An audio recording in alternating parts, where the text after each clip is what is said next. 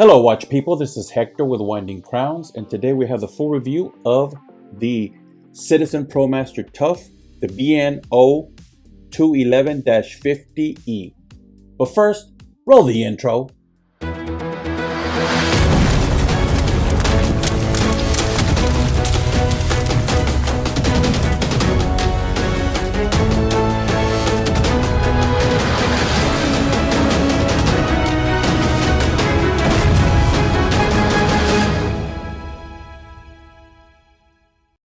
And we're back, guys, and I am wearing yet again the Boulder Odyssey Bronze 45mm slate gray dial, Lume cast. Beautiful watch, getting a great patina. Anyway, guys, that's not the watch we want to talk about. We want to talk about this one. This is the Citizen Promaster Tough. Beautiful watch, guys. A lot of people really dig that watch, and I do not blame them. The reference number to this one is BN0211-50E.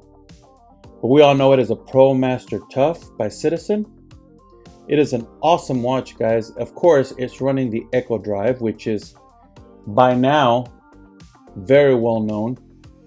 A lot of people actually love the Echo Drive. You know, Seiko also makes a solar watch. They do it in their tunas. They do it in a lot of watches, and people love it, right?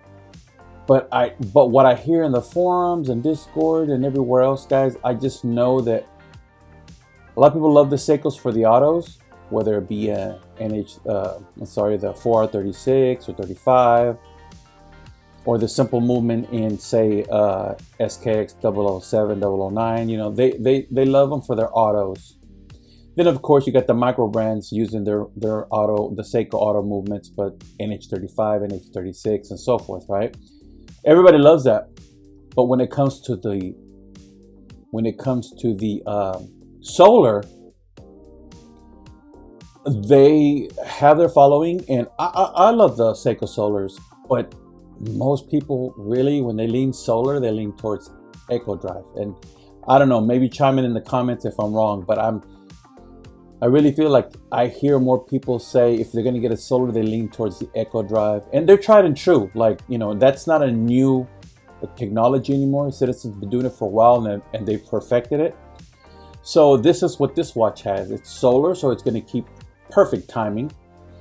You know, once you juice it up with the sun or some light source, let me get the smudges off of it. Once it's fully charged, you got 6 months. I can put it in a drawer for 6 months and it still be keeping time, guys. I mean, they'll probably start double clicking on double second clicking to let me know, to indicate to me, hey, put me in the sun again. But as you can see, it's clicking 1 second at a time, so it's fully charged. I do like the plain, no blinginess of the black dial. Now, as you can see, it's cool because it's got the step down in the middle. See that? So it's not completely boring. And that's the step down, and you know that solar, what you call a solar cell or solar panel, is going to be in that center part. But it blends so well. Look, you don't even notice that it's a solar. It's so nice. Look at that. And you have pretty good size indices. You know, I don't think they're too small or too big. I think they're perfect for this dial size. And I like the fact that, you know, in the middle of the night, and if it's pitch dark, you're going to know which way is 12 o'clock because the triangle at 12 will indicate to you pretty much north. Also like that the hands are you know, to me, they're perfect size. You know, you have the little shorter, chubbier hand for the hour hand. So there's no mistaking that hand for the longer, thinner hand. The hour hand reaches just in front of the hours. And then you have your long minute hand that does fully extend all the way to the hour markers. Then you have your seconds hand fully extending that pip all the way to the markers and just shy of the hash marks to the outer chapter ring. So they gave it just a little bit of touch of color, a little red to break up the black and white, but it's perfect. I like that they also have a counterbalance at the back of the second hand, so it keeps it from being so boring, just blah. That counterbalance looks nice, you know, with all that red. I like the no nonsense of the dial, which is Citizen at 12 o'clock. You have your Promaster logo at 6, and your Echo Drive, which all the Echo Drive watches will say that, and then you have your water resistant 200, and that's it. Then you got real small at 6 o'clock, Japanese movement and blah blah blah, but that's hardly visible because that's really not supposed to be showcased all that much on the dial. That's just kind of your indicating the movement there on the very bottom. You have your hash marks all the way around the outer part, you know, on the chapter ring. But if you notice, at every 5, 10, 15, 20, and so forth, you have a little thicker, a little bigger hash mark. And then you have your 10, your 20, your 30, your 40. You see that? Your 50. It skips one. It skips the 5 and goes to 10, skips the 15 and goes to 20. Now, if you look at the older field watches that were used in the military, that was part of one of the specs. If you're gonna mil spec a watch to use in the military, it had to have that. This configuration exactly. You had to have the 60, skip the 5, have a 10, skip the 15, have a 20. Every 10 you had to have that, or it wouldn't mil spec out for the military. So this is actually keeping in conjunction with that. So that is very, very cool. You know, some people complain about the date window. I'm not gonna complain, and here's why. They don't have to put one, and it would be just fine aesthetically. In fact, it might even be better. But since people, you know, in this day and age, especially watch wearers, you know, we guys that wear our watches don't look at our phones or iPhones. That's for the newer generation using their iPhones for time. They don't even wear a watch because they use their phone. We old schoolers that like a timepiece on our wrist do use it for time and do use the date function for the date. We don't look at our phones for the date. We use our watch, right? If we're going to wear a watch with a date, we use the date function. So they gave you one. They just gave it to you small.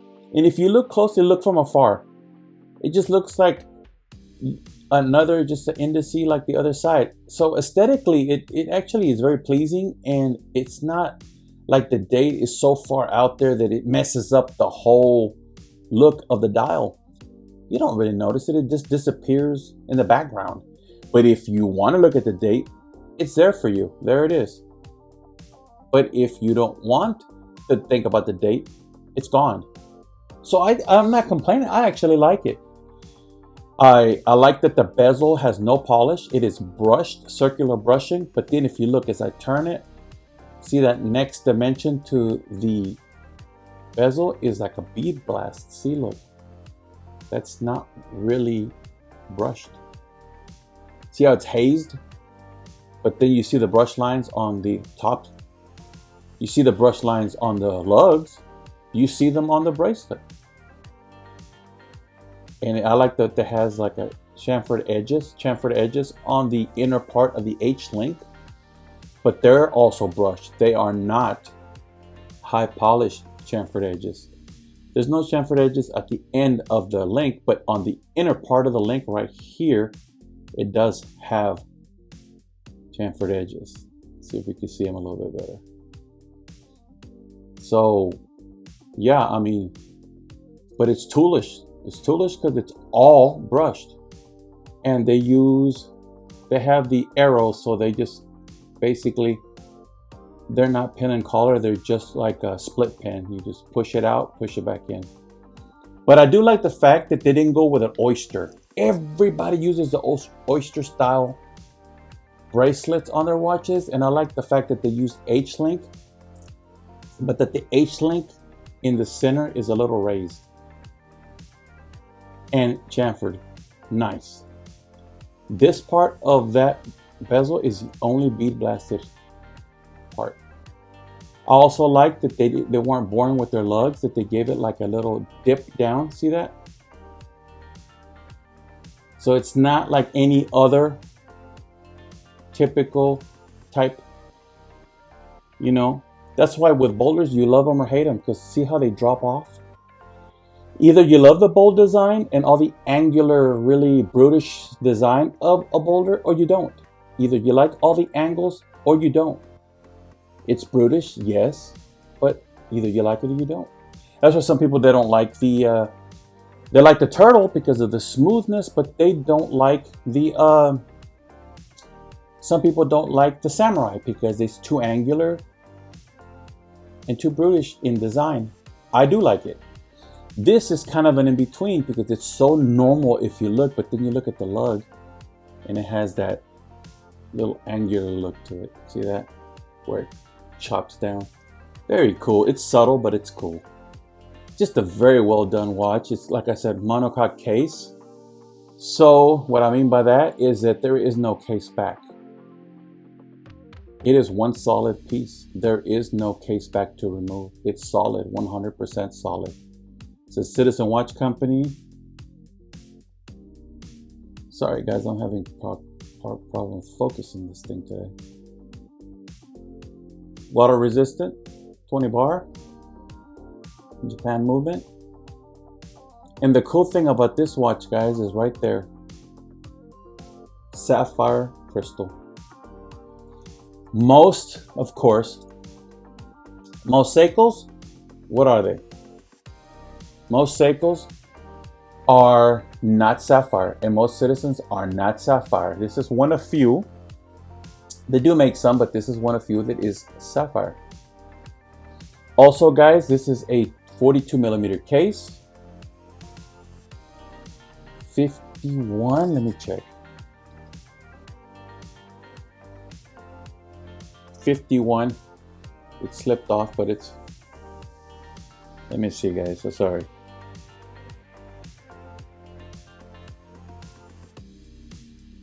I got 51.3 guys on the lug distance. And I'm surprised because it doesn't wear on my 7.5 inch wrist, which I guess that's a big wrist, but it doesn't wear big. I've had Hamilton field watches way bigger lug to lug, but you guys know that Hamilton are terrible about having that huge lug to lug. So 51, basically 51 lug to lug, 22 millimeters in between the lugs for straps if you wanted to. I don't know why you would. This bracelet is awesome. Solid monocoque case, sapphire crystal, guys. So if they ever put this thing together, they went from the top side. There's no possible way to go from the bottom side. Beautiful brushed H-link, solid bracelet, split pin design, so they're never falling out. I mean, screw down crown, guys. This thing is a pretty big crown. Pretty big crown you got there, and just pop it out, change the time and date. You know how that works. Function number 1 is date, function 2 is time. It hacks because, of course, it's a quartz. Screws right in. It is a signed crown, if I can get it right there, Promaster. I mean, it's a lovely watch, guys. Really, really nice watch. Signed clasp. You can see that. It is fully milled. Absolutely fully milled clasp. Really nice watch, guys. Anyway, guys, I almost forgot a Lume shot. I gotta get a Lume shot of this thing. Let's do it. Let's hit it with the flashlight. Let's hit it real quick.